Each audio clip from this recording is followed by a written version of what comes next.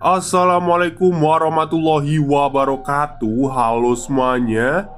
Jumpa lagi dengan saya Chow Sing Sing, kurator dari podcast Horror Night Story. Halo, apa kabar semuanya? Semoga kalian semua baik-baik saja ya. Dan seperti biasanya pada hari Senin ini dan siang hari ini, saya kembali dan akan membawakan sebuah kisah mistis untuk kalian semua. Dan kisah mistis kali ini saya datangkan dari treat horornya Mas Zero Point, yang menceritakan tentang pengalaman omnya sewaktu menaiki kereta goib. Oke, daripada kita berlama-lama, mari kita simak ceritanya.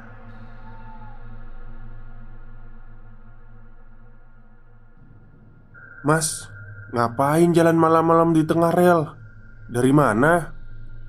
Tegur Pak Iting. Hah? Saya naik kereta api kok pak. Dari Cikini tadi, turun di stasiun Depok, jawab Hakim. Apaan? Orang mas saya liatin dari ujung jalan kaki sepanjang rel. Treat ini menceritakan pengalaman mistis yang dialami langsung oleh saya sendiri pada masa sekolah sekitar tahun 2002. Fenomenal seperti ini saya ketahui pada masa itu telah terjadi beberapa kali.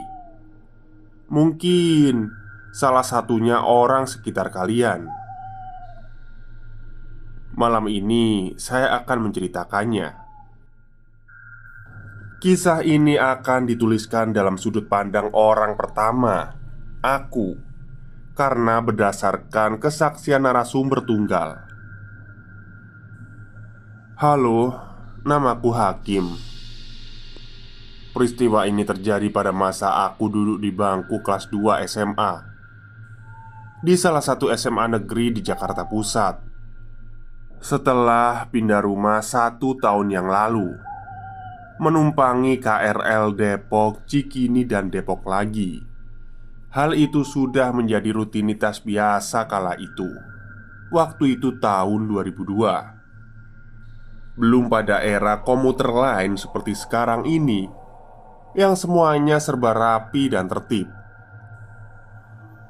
Dulu ada 2 tipe kereta, yaitu ekspres dan ekonomi.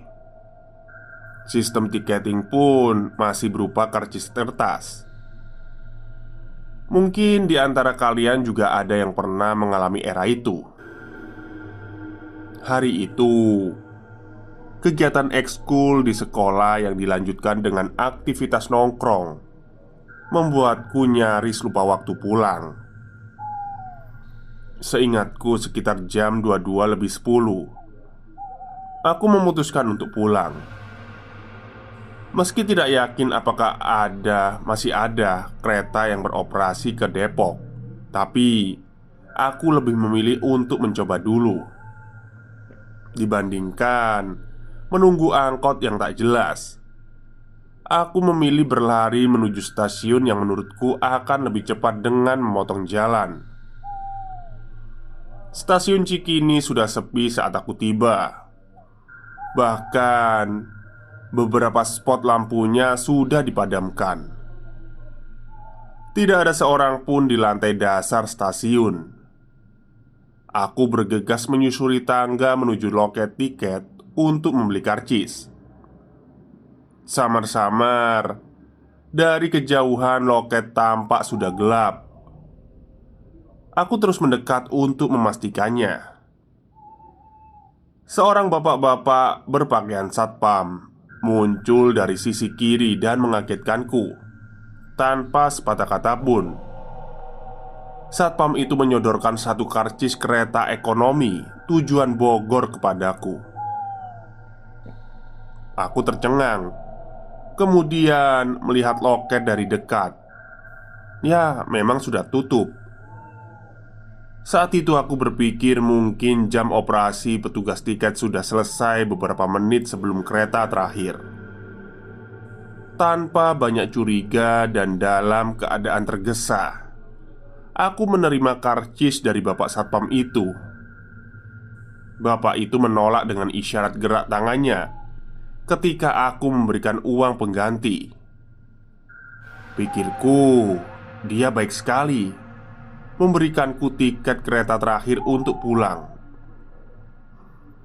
Terima kasih ya pak," ucapku yang tidak terbalas. Kemudian bergegaslah aku berlari menyusuri tangga menuju peron stasiun yang terletak di lantai paling atas. Aku tiba di peron stasiun dengan nafas terengah-engah. Sangat sepi dan suasana entah mengapa terasa berbeda sekali. Lampu peron terasa lebih redup dari biasanya. Di peronku tidak ada siapapun, hanya aku seseorang. Tapi di peron seberangku, arah stasiun Jakarta Kota, ada beberapa orang duduk menunggu dalam diam. Mulanya wajah mereka merunduk, tapi tak selang berapa lama mereka semua beralih menatapku dengan pandangan kosong dan wajah pucat pasi. Aku mencoba berpikir positif. Mungkin mereka menatapku karena hanya aku satu-satunya objek yang ada di seberang mereka. Bulu kuduku meremang seketika. Aku merasa gelisah, berharap keretaku cepat datang. Karena suasana saat itu bener-bener gak enak banget. Sendirian pula. Selain perasaan yang mulai gak enak, aku mulai tak nyaman diperhatikan sedemikian tajam. Meski yang nampak dapat dihitung jari berapa pasang mata yang menatap. Namun, entah mengapa saat itu aku merasa diperhatikan oleh banyak orang. Aku berusaha mengalihkan pandangan menatap jauh rel. Mondar-mandir bola mataku menengok jam yang terpajang. Sampai pukul 23 lebih 10 seingatku. Yang dinanti akhirnya datang. Rel bergetar. Suara laju kereta terdengar meski tanpa bunyi trompet. Anehnya, begitu suara kereta terdengar dari asal peronku, tetapi mereka yang di peron seberang juga serentak ikut berdiri, sejajar memperhatikan kereta itu sampai berhenti sempurna di peron. Pintu kereta terbuka cepat. Aku buru-buru masuk ke dalam. Seperti tanpa jeda, pintu kereta langsung tertutup begitu cepat. Awalnya, aku bernafas lega dan tidak memikirkan hal itu karena rasanya ingin segera pergi dari situ. Sungguh, suasana kala itu di stasiun Cikini sangat berbeda dari biasanya. Namun ternyata keputusanku memasuki badan kereta ternyata tidak lebih baik dibandingkan duduk diam di peron bersama manusia-manusia aneh itu sampai pagi. Sampai sekarang, rasanya masih merinding aku mengingatnya. Aku akan coba menceritakan secara padat. Rangkaian gerbong kereta yang aku masuki tidak ada penumpang lain. Karena masih kepikiran kejadian tadi di stasiun, aku melangkah menyusuri gerbong kereta, mencoba mencari gerbong yang terisi penumpang lain. Masa iya di kereta ini cuma aku sendirian? Pikirku sambil terus melangkah. Suara derung mesin kereta melaju cepat bertabrakan dengan angin luar yang menciptakan suara seperti peluit bising. Gerbong pertama yang aku lewati masih kosong. Gerbong kedua kosong. Gerbong ketiga kosong. Barulah pada gerbong keempat aku bisa sedikit menghela nafas. Di gerbong keempat ini agaknya aku sudah hampir berada di rangkaian kereta kedua paling akhir. Aku melihat rangkaian gerbong kereta paling ujung akhir sudah padat banyak orang.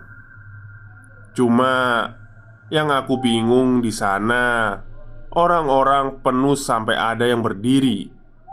Padahal di gerbong setelahnya, gerbong tempatku berdiri, masih banyak kok kursi yang kosong.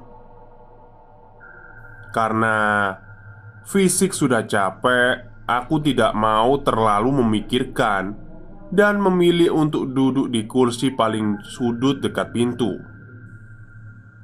Beberapa orang yang ada di baris sisi kiri kanan menghadapku, duduk dengan wajah tertunduk. Mungkin mereka lelah, pikirku saat itu. Perasaanku mulai kembali tak nyaman begitu menyadari bahwa mereka semua ternyata berpakaian warna putih. Lagi-lagi aku mencoba berpikir positif. Mungkin kebetulan. Penasaran, aku memperhatikan mereka satu persatu.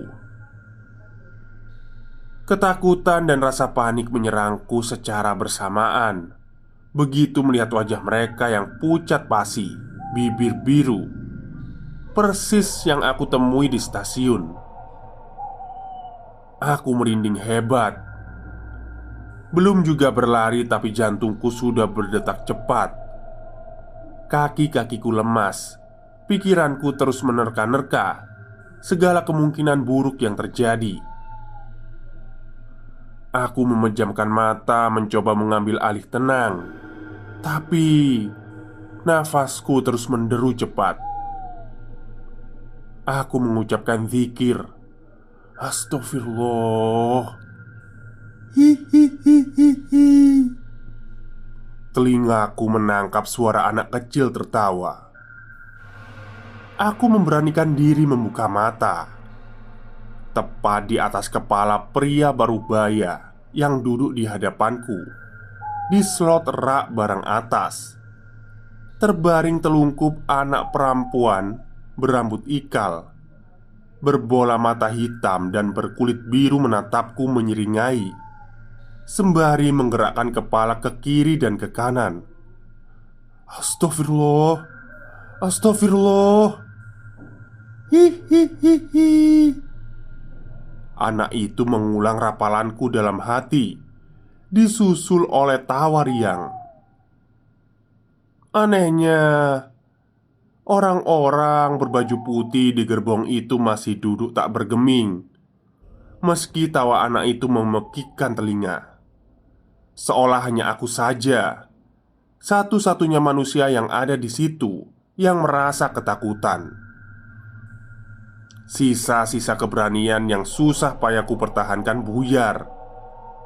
Seketika begitu sosok anak itu tak henti tertawa dan mengulang apa yang aku ucapkan. Aku beranjak bangun. Lalu seluruh sosok dalam gerbong itu menatap satu arah tertuju padaku. Dari situ aku melihat ragam wujud mereka. Sebagian berwajah hancur, berkulit biru berambut ikal. Beberapa dari mereka ada yang bermata bolong, bahkan mukanya rata.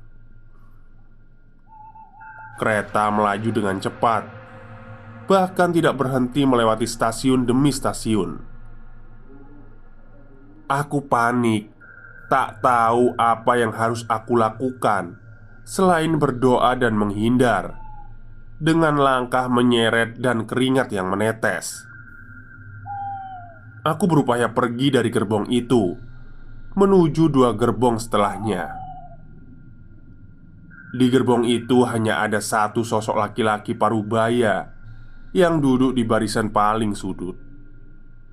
Sosok itu mengenakan baju putih, duduk merunduk seorang diri. Aku gemetar. Aku merasa sosok itu sama seperti sosok-sosok aneh yang aku temui sebelumnya.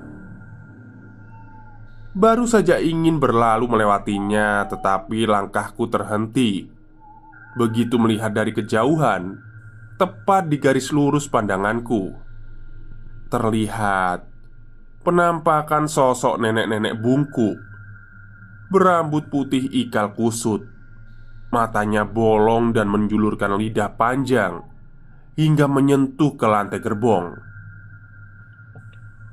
Sosok itu melangkah mendekat ke arah gerbongku.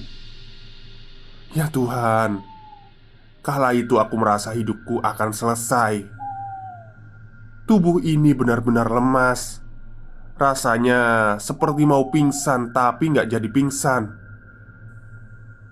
Mau lari juga nggak bisa. Depan belakang mentok. Akhirnya aku memilih untuk berdiri depan pintu kereta. Saat itu aku melihat kereta sudah melaju kencang melewati stasiun Pondok Cina, tapi tidak berhenti. Tak hanya sampai di situ, berikutnya sosok laki-laki berparubaya yang duduk di barisan paling sudut tadi seketika menoleh melotot ke arahku. Wajahnya pucat pasi. Dia melotot tajam kemudian menyeringai. Yang terjadi kemudian benar-benar membuatku merasa nyaris kena serangan jantung karena panik. Tiba-tiba saja kepala dari sosok laki-laki parubaya itu terlepas dan menggelinding ke arahku. Bisa dibayangkan bukan? Aku lemas bukan main. Semua rapalan ayat-ayat doa aku baca acak. Aku hilang fokus. Ditambah sosok nenek-nenek bungkuk berlidah panjang itu semakin mendekatiku. Badanku gemetar, benar-benar merasa bahwa ajal sudah dekat. Suasana makin gak karuan ketika aku mendengar suara hentakan kaki berlari dari ujung gerbong ke arahku. Aku tidak berani menoleh sama sekali. Aku berdiri tegak lurus di hadapan pintu kereta. Suara derap lari itu semakin mendekat. "Lari, lari!" Suara sentak wanita bergaung entah bersumber dari mana. Aku sudah tidak punya nyali lagi untuk menoleh ke arah manapun. Menatap keluar sudah arah pandang teraman menurutku. "Lari!" sentak suara wanita itu lagi. Tuhan menyelamatkanku. Kereta berhenti dan pintu gerbong terbuka. Aku buru-buru keluar dan tubuhku roboh ke bawah. Kereta itu terlalu cepat. Aku melihat sign Stasiun Depok. Aku turun di Stasiun Depok, tempat tujuanku. Tak mau ambil pusing dengan apa yang terjadi padaku di kereta itu. Saat ini aku harus menyelamatkan diri dulu. Aku buru-buru beranjak mencari pintu keluar. Tapi kala itu Stasiun Depok sudah gelap. Pintu keluar juga sudah digembok. Aku berjalan menyusuri sisi rel untuk bisa keluar dari persimpangan jalan di depan. Seingatku ada portal penyeberangan di sana. Aku baru bisa bernafas lega ketika kendaraan-kendaraan yang berlalu lalang sudah bisa terlihat mata. Aku keluar di persimpangan rel dan menepi di gerobak gorengan yang sedang mangkal. Pak Iting, tukang gorengan itu menegurku. Dia melihat aku berjalan menyusuri rel dari ujung sebelum Stasiun Depok. Aku menjelaskan kalau tadi aku naik kereta dari Cikini. "Ah, dari tadi saya nggak lihat kereta lewat mas," tegas Pak Iting. Aku syok dong. Teringat rangkaian peristiwa yang aku alami barusan. Di sini barulah aku merasakan nyeri di sekujur tubuh, badan, lengan, dan kaki. Aku melihat bahu dan kakiku penuh luka lebam biru. Bukan cuma itu. Sampai di rumah, Om membuka bajunya. Pas ngaca, badannya semuanya itu biru memar-memar. ujar omku menutup ceritanya. Sampai sekarang om masih merinding kalau ingat kejadian itu. Terus ternyata om cerita ke teman-temannya. Ternyata banyak juga yang ngalamin kejadian serupa. Aku terkesima mendengar ceritanya, lalu penasaran untuk mencari tahu lewat kacamataku.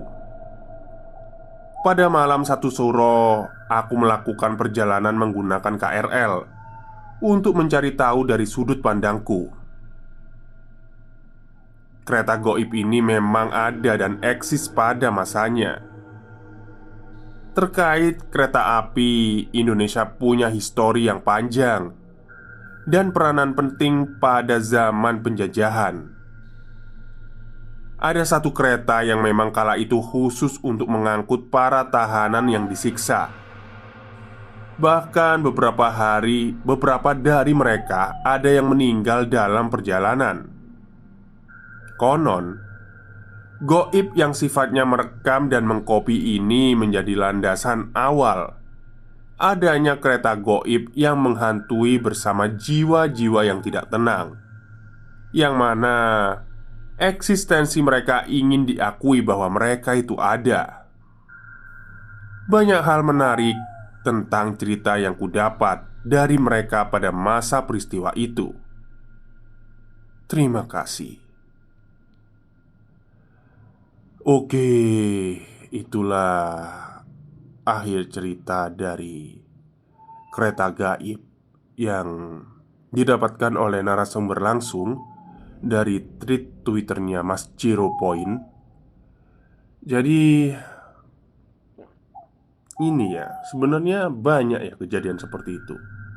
Di daerah Surabaya pun pernah ada itu. Katanya itu dia itu dari Sidoarjo ya, pokoknya stasiun Sidoarjo terus ke Gubeng atau Pasar Turi gitu ya, lupa.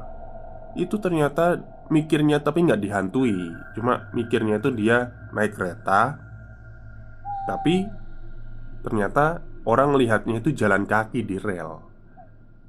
Jadi sama sih konsepnya seperti bus hantu malam itu. Jadi kita kayak naik bus tapi sebenarnya kita jalan kaki itu di jalan. Rasanya aja kita kayak naik bus. Oke, mungkin itu saja yang bisa saya ceritakan pada siang hari ini.